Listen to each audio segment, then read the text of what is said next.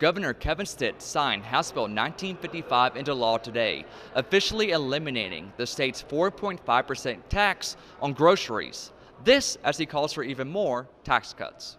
Oklahoma has been on a path to zero since the 90s. We used to be at a 7% income tax rate, and we've slowly cut it down, and we're at 4.75%. And so a quarter of a point is very reasonable.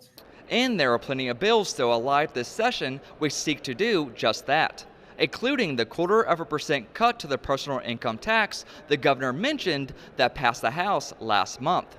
But while Stitt is quite staunch in his support for more cuts, others believe further tax cuts could place the state in a perilous position whenever the next economic downturn does take place. In response to the passage of the grocery tax elimination bill, Democrat Senator Mary Bourne said, quote, "Eliminating more than $400 million in recurring revenue is forcing us into a flat budget that does not meet growing demand for services in our state." And Republican Senator Roger Thompson said he was a no vote on the grocery tax cut bill because, quote, "of our history and because of the needs of this state."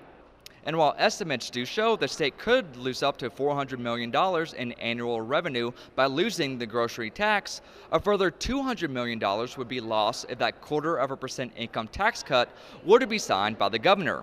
And if that income tax were to be eliminated completely, like some are also advocating for, $3.4 billion would be lost annually.